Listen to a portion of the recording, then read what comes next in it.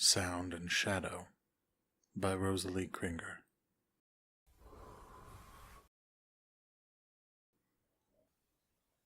The throwing table in front of her began to turn steadily, and Claire pumped the foot pedal again, though her leg already threatened to cramp. She failed to see how this was supposed to be therapeutic, and she hadn't had a seizure in months, but her doctors insisted she keep coming. On nights like tonight, at least, when she had the studio to herself, she found it easier to concentrate, to keep her gradually weakening limbs steady as she worked. She dipped her hands into a bucket of already murky water and gently pressed her palms to the clay, beginning to shape the pot in front of her. She worked steadily for a few moments, pulling and lightly twisting, feeling the muscles in her shoulders and across her back stretch and then bunch in time with the clay. A storm threatened to break outside, smearing itself like soot against the studio's old factory windows. The heat from the fired kilns was oppressive, and soon the quiet, smooth sound of stone grinding metal became oppressive, intrusive. Always before she'd found it to be like white noise, constant and omnipresent, but soothing. Behind and beneath that sound, though, she heard something else. At first she thought it was the crackling of the fire in the pottery kilns, and that was there, but... She let the wheel spin slowly down, and she could hear it clearly. More, she felt it. There was a clicking, a kind of... She turned her chin to her shoulder, eyes focusing on nothing, trying to listen behind her. It was moving, almost like animal nails, claws on the cement floor. With a shuddering breath, she turned on her stool, facing deeper into the room. She stared into the racks of projects throughout the studio, trying to track where it should be. She couldn't see anything but wavering shadows, but it sounded so close.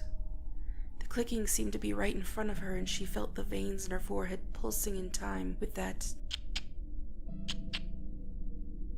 She held her breath, straining to hear as the sound grew louder, until she saw a dark spot in her vision. It was growing, moving, and she wasn't sure if it hadn't been there a moment before, or if it had been growing so gradually that it had taken until now for her to notice. She pressed her palm to her temple, afraid. She was afraid, suddenly and irrationally, that the extra blood rushing to her head was feeding the cancer in her skull, and she was afraid, too, of the sound and the thing making it. The ticking darkness came closer and closer until she could no longer fight the instinct to move away. She stood in a rush, knocking her stool over. It crashed into the throwing table, knocking the heavy stone disc off the metal stand. Cold dirt-red water and muck splashed across her back, startling her, and a scream ripped from her before she could stifle it. And then it was quiet. The noise was gone. The room was bright. Only the dull roar of the kiln and slow drops of mucus-thick water remained. Claire stood shaking, staring down at her ruined pot. Maybe she'd imagined it. No, she thought. Not imagined. Hallucinated. Her eyes slid closed in understanding and defeat. They had told her this would happen, toward the end. Aberrations. Auditory and visual hallucinations as the tumor grew and pressed on new parts of her brain. First, she'd see things, hear things. Then, she'd go blind and deaf, seeing and hearing nothing. She thought she'd had more time. She stood, waiting to see if she would cry, but the tears didn't come. After a moment, she stopped trembling and bent to clean up the spilled project, more out of habit than anything else. As she knelt, her fingernails scraping at the wet pulp, everything went black. She whimpered, afraid at first that she was about to have another seizure, then afraid that she had gone blind already. Kneeling on the floor, clutching the malformed clay to her chest, she willed her eyes wide, and slowly, thankfully, she began to see shapes. The soft glow surrounding the kiln doors, the crooked shadow of the window frames snaking up and over the pot-strewn shelves. "Hello?" she called, though she'd been alone. "I'm still in here. Can you turn the lights back on, please?" No response. She started to rise and froze as the shadow separated itself from the rest of the darkness and moved towards her. She stayed half-crouched, afraid to move, afraid to call out again. She tried to follow the movement, but her eyes couldn't seem to track it, jumping from one shadow to another. No one had told her it would be like this.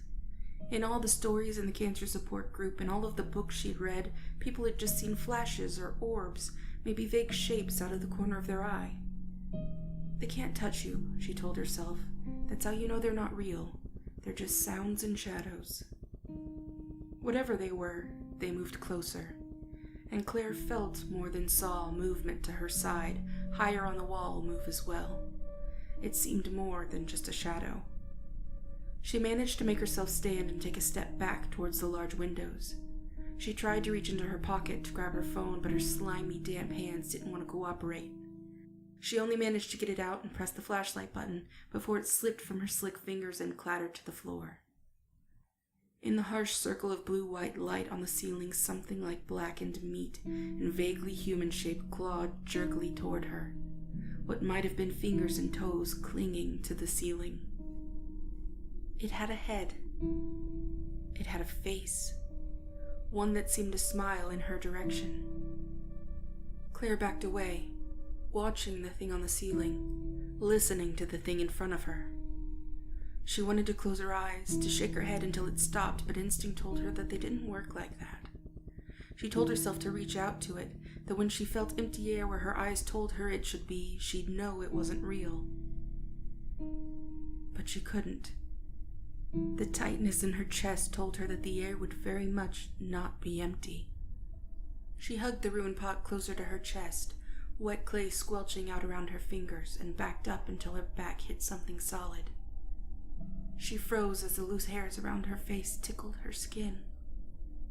There was a small whish of air along the side of her face. It breathed. It breathed, and she'd felt it. She felt the wrongness of it on her skin, the cool, dry limb that rubbed up the back of her arm, crumbling like ash as it snaked its way across her damp chest. More of the shadows around her began to separate themselves, the ticking surrounding her a cacophony she couldn't shut out. She tried desperately to tell herself that it was just a hallucination, to convince herself that she was just dying, the tumor creating its own electrical supernova in her skull. As a cinder claw snaked over her shoulder, she screamed and prayed that it would happen quickly.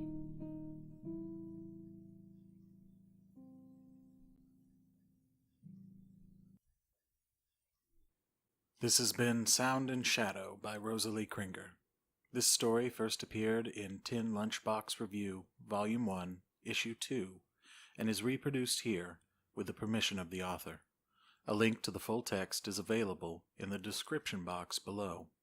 If you have an original short story you would like us to consider reading, please email it to TheFleetingWord@gmail.com.